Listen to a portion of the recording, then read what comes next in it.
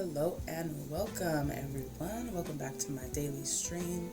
My name is Doña, aka Doña the Light, aka Mrs. Kelly Crocodile. Welcome to my Twitch stream. If you're here live in the Twitch stream, please feel free to contribute in the chat. If you're catching this replay on YouTube, I appreciate you for being here. I hope that you find some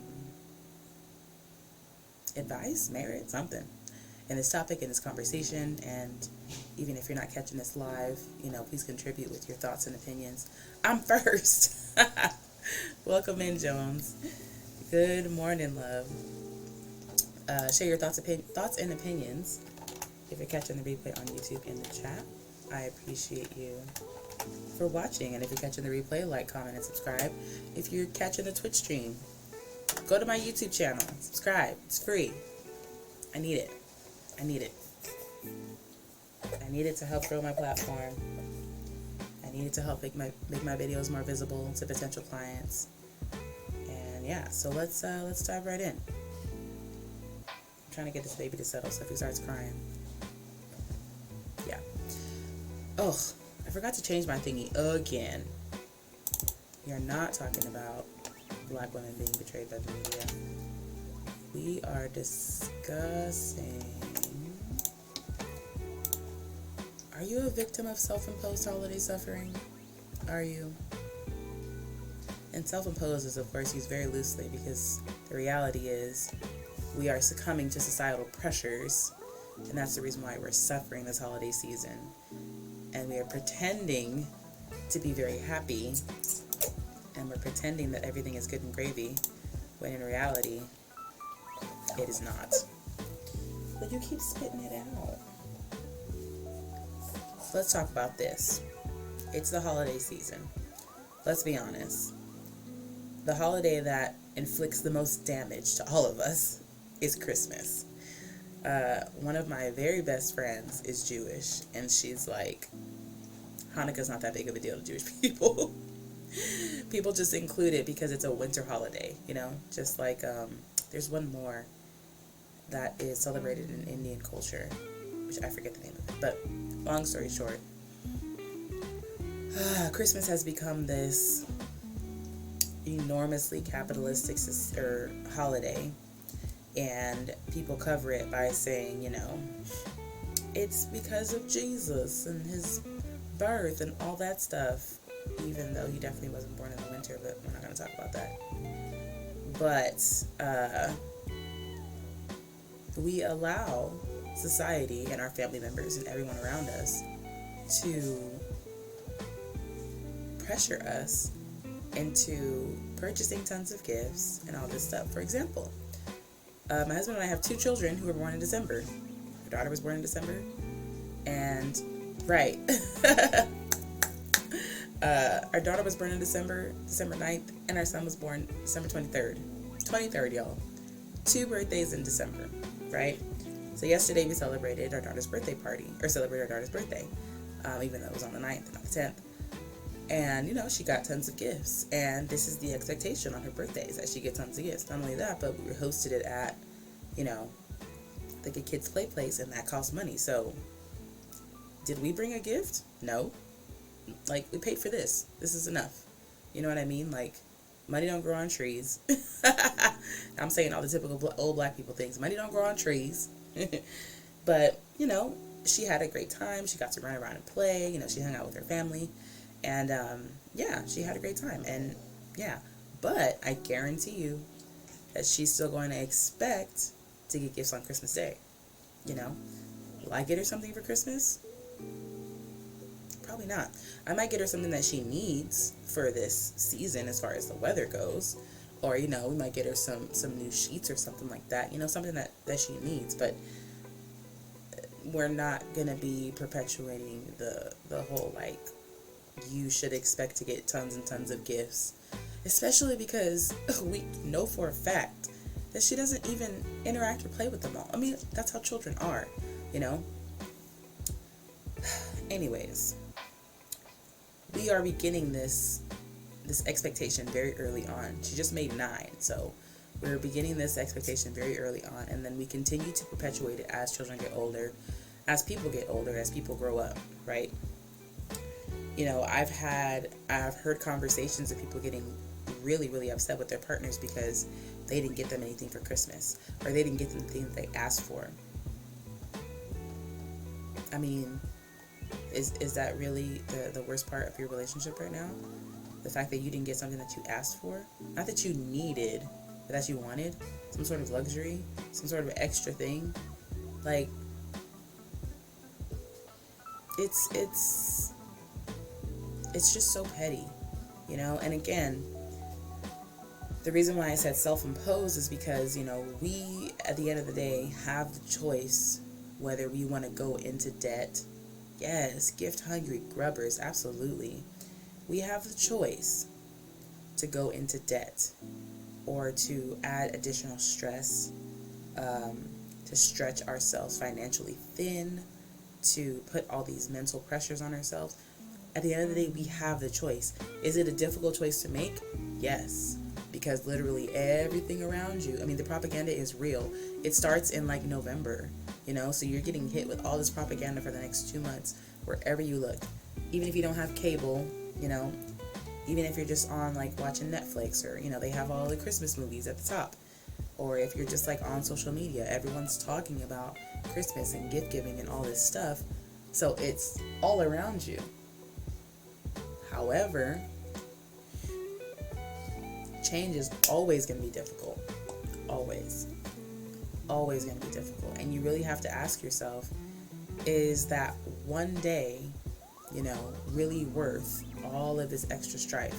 Not only that, but how else could I be using these finances and this energy? You know, like,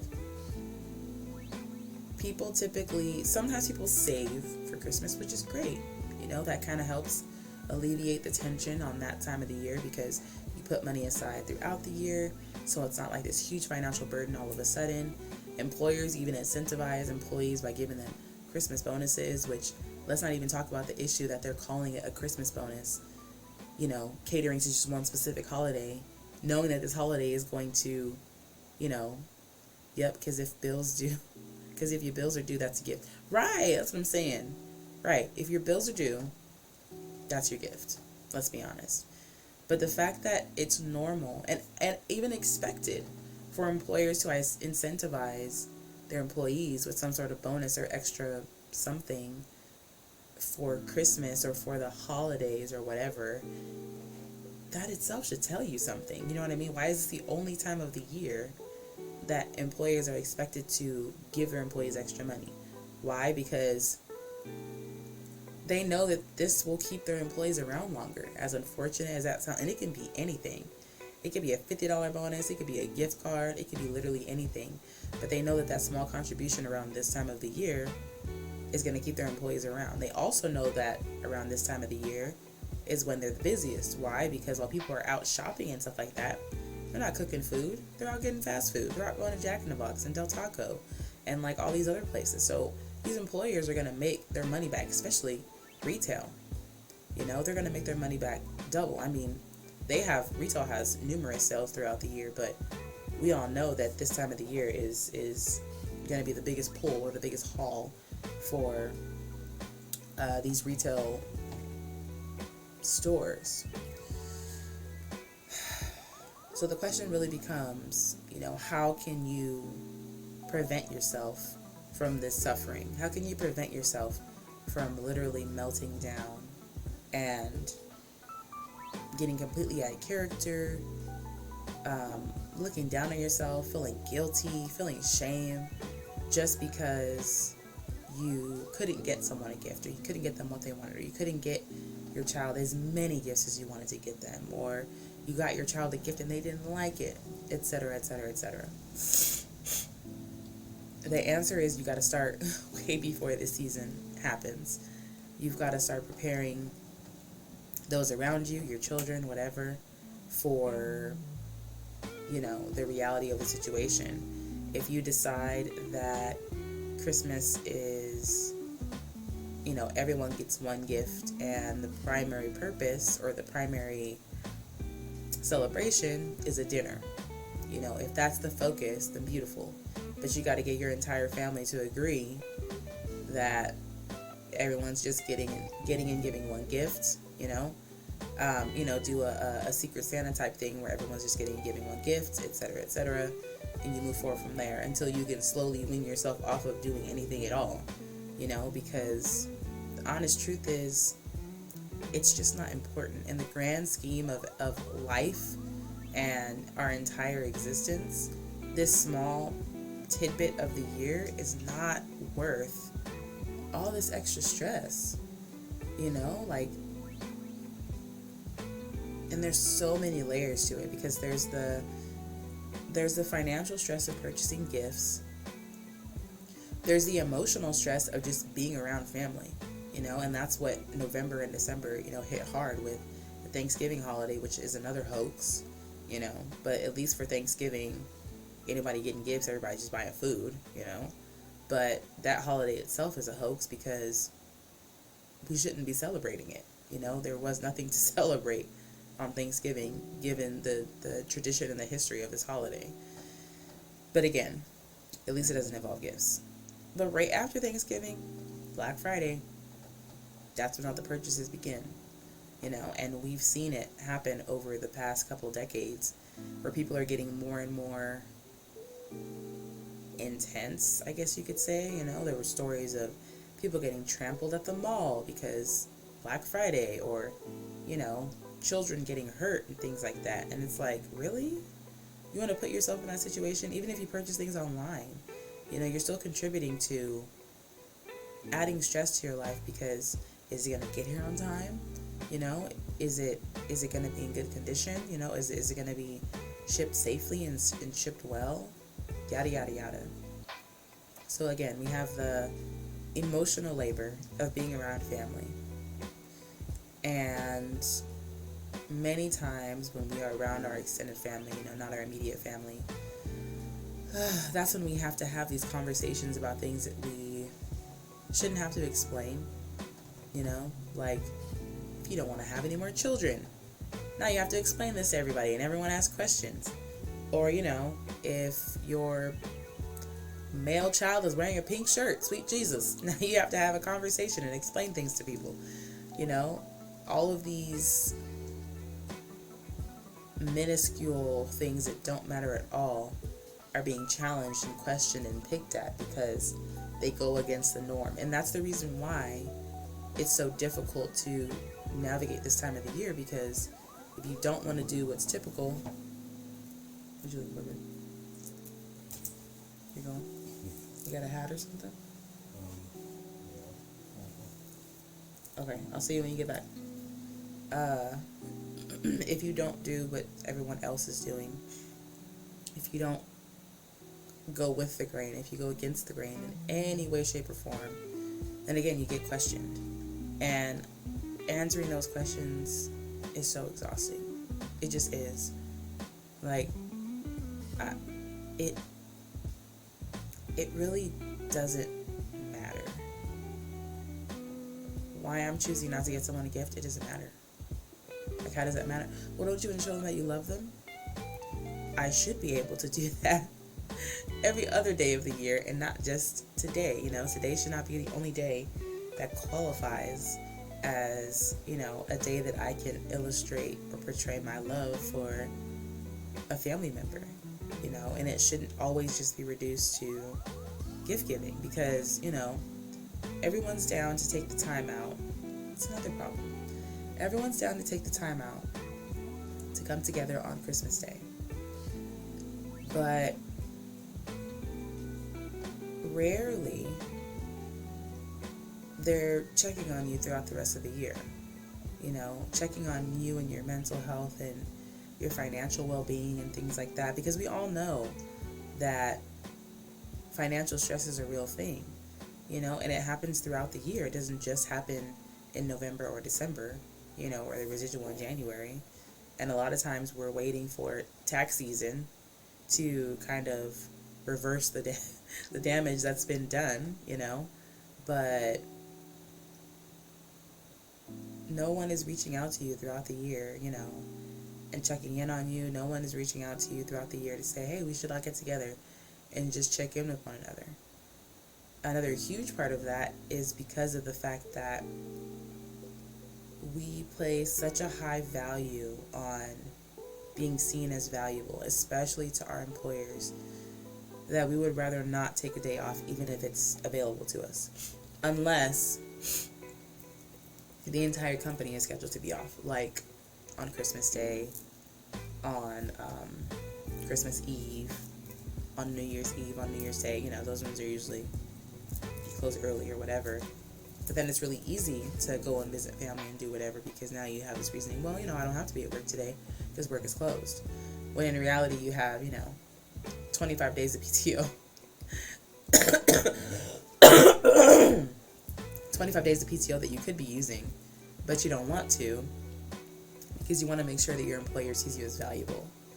You want to make sure that unless everyone else is doing it, you're not doing it, because then you might be met with, wow, it must be nice to take a day off. You really must not care about the team. You really must not care about your employers, your employees, your subordinates, people around you, if you're taking days off. And it's like, really? First of all, even if this was a company that I own, we should all be working together to a point where if I take a day off, the company doesn't,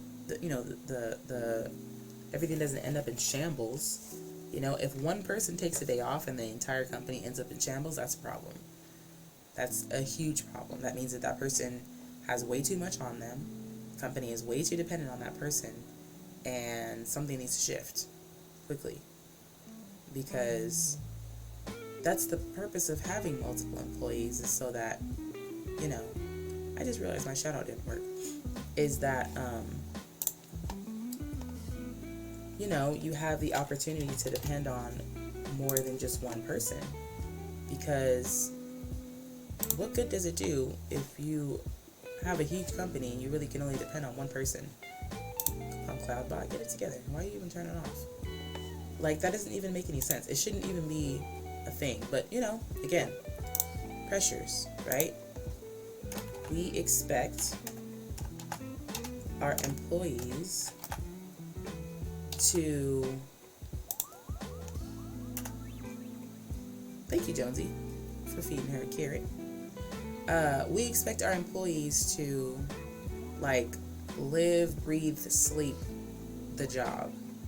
And that further adds to, oh my goodness, there's a battle. That further adds to the pressures of going to work and making sure that you never miss a day.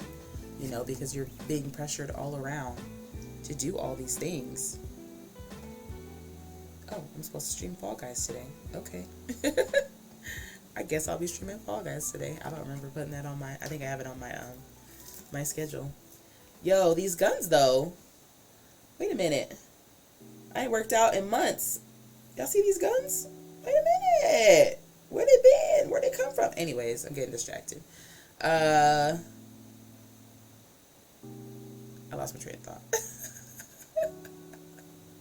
I started looking at my biceps. Jonesy, help me out.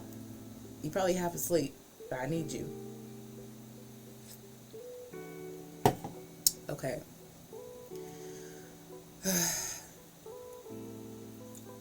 Self-imposed holiday suffering is societal imposed holiday suffering.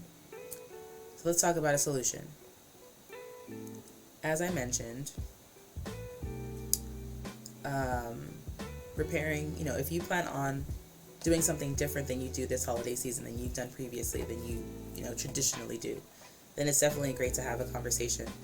I don't know, boo. I lost my train of thought. I started looking at my biceps and I got distracted. If you want to do something different than you typically do, it's best to prepare your family early on by having conversations, addressing expectations, and whatnot. And, that way it's still going to be a shock, when it actually happens. But on a deeper level, we really have to practice becoming less attached with conforming and being seen as acceptable, because the mainstream, lifestyle is not always healthy. It's not always beneficial to everyone, that follows it. And we really have to practice catering our lifestyle to ourselves instead of, trying to fit in and trying to conform. But a lot of us don't even recognize that we're doing this because we've been doing it for so long. Again, if you grew up in a household in which Christmas was huge, and the expectation was that large amounts and really big elaborate gifts were given, and that was just like the norm. And then you get to adulthood and you realize, or maybe even your young adult or teenage years, you realize that just doesn't resonate with you. It doesn't feel good. It's not important to you. And then you slowly start backing off, and sometimes that you become the black sheep of the family. And that's okay. It's really okay. It's if people want to check on you, they know where to find you. Let's just put it that way. So it really all comes back to a level of self-awareness, getting curious about, why do I feel so pressured, or why do I feel like it's so important? Because it doesn't feel like pressure immediately, right? It feels like an expectation. Why do I feel expected to get everyone in my family a gift? I was gonna say for Thanksgiving, for Christmas. Why do I even feel expected to celebrate Christmas? Do I even know the true basis of the holiday? You know what I mean? And even if I don't, when this time of the year comes around, how do I feel? Do I feel excited that I get to see family? Do I feel encouraged at the fact that, we're going to be sharing recipes and having conversations about our well-being and stuff like that? Or do I feel stressed? Do I dread it? You know what I mean? When I'm having conversations with people about this time of the year, am I like, well, it's that time again. Time to go broke.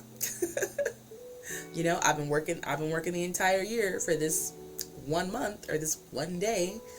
Are these the type of conversations that we're having with each other or with ourselves? If so, then something's got to give.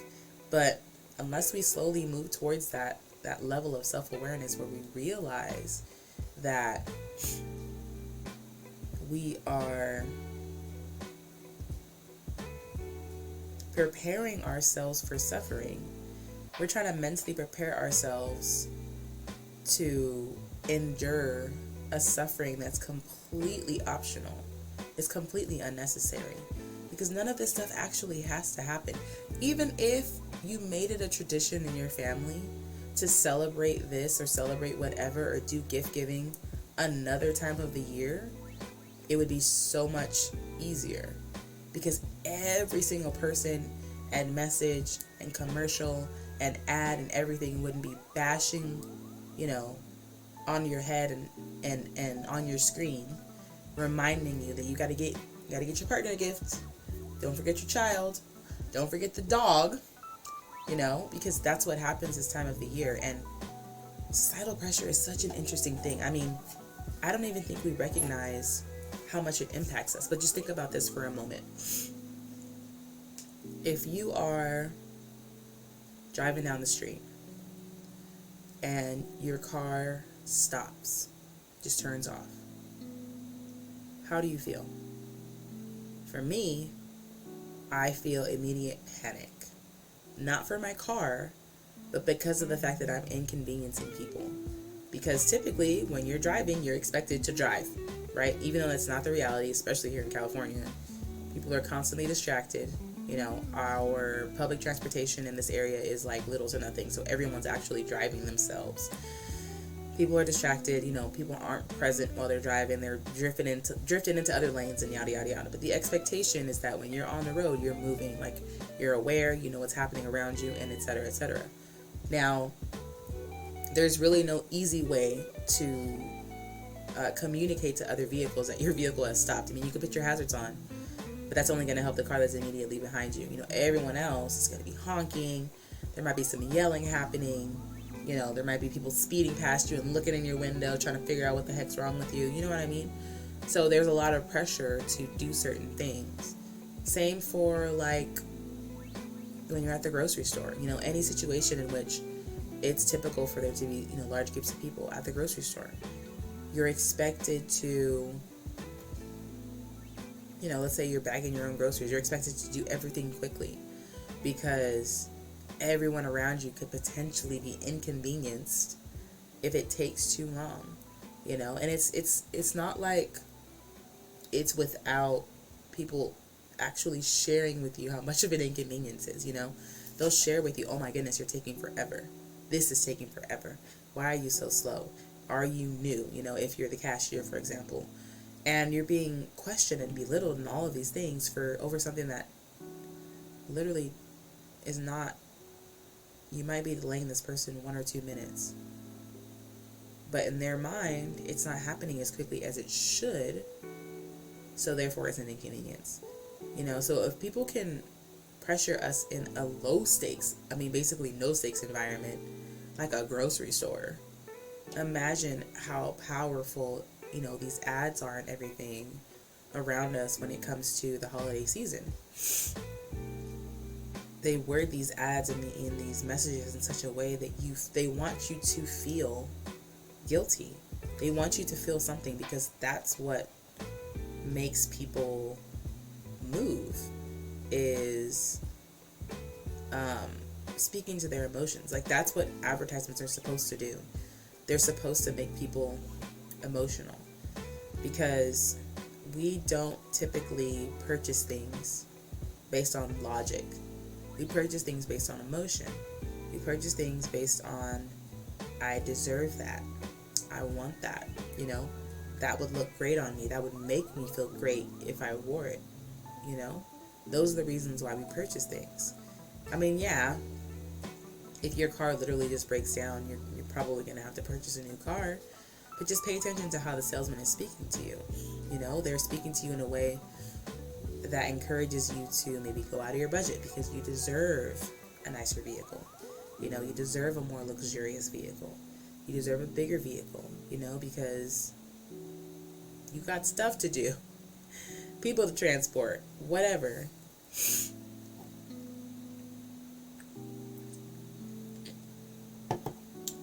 Said all this to say, when it comes to preventing or getting ahead of or being proactive about the self-imposed holiday suffering, reflection is really good. Just start off with, a short journal entry. After each day you go shopping or make a purchase during this season. And then, continue doing this until the season is over, until after New Year's. Take an inventory of how you feel each day. And then maybe even continue through January so you can, saving money is even better. Exactly. If you can continue this self-inventory into January and then compare, how did I feel in December versus how I feel in January? Or maybe you're feeling even more stress in January because now you're trying to figure out how to cover December's expenses. But like Jones mentioned, saving money should be a really great incentive. Consider, and I think that's the thing, I don't think people realize just how much money they spend during the holiday season. I know that there are people who create budgets specifically for it, but imagine just where else that money could be used. Why not just put that money aside for a rainy day? Why not invest it, in the stock market so it can actually grow, instead of you purchasing something that's immediately going to lose its value as soon as you walk out the store?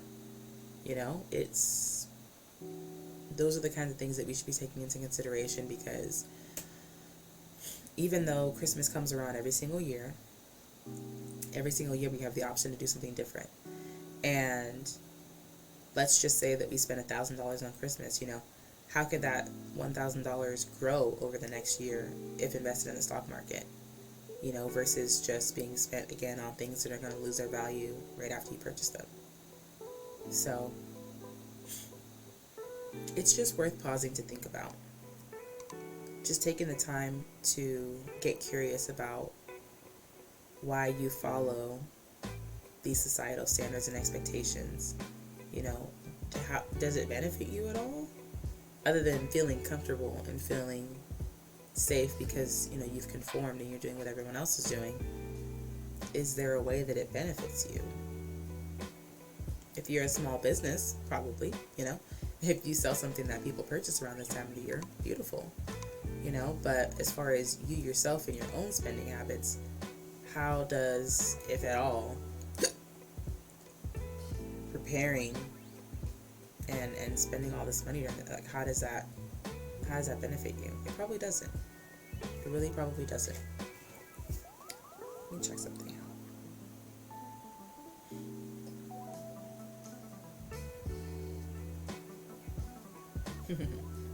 This is actually a really good card for today. The tarot card that I got for today is Judgment. And it's about a rite of passage, maturing, reviewing, and transition. And it says, today look at the big picture of your life. Where are you at in your life now? What are the big lessons you've been learning? What are you grateful for? What are you tired of? By taking time to check in with yourself now, you can calm your mind and spirit. When you are calm, your inner voice can be heard more clearly. So check in, calm your spirit, and notice the wise guidance of your soul.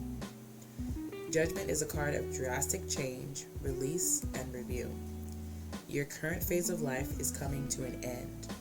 Now it's time to look objectively at what has come before. In what ways did you succeed? Where did you fail? What big lessons have you learned? Life cannot stay as it is. Change is unavoidable. You will benefit now by being accountable for your choices and behavior. Be honest with yourself. Tune into your higher calling to learn where to go next. Pay attention to the big ideas you have now. They are not just impossible dreams. Super solid. I definitely appreciate the timeliness of this card because there are some things that I need to do regarding my coaching and marketing and things like that I have been avoiding, because avoiding it is easier, and addressing the fact that I need to do them. But love bugs, it's been a great conversation.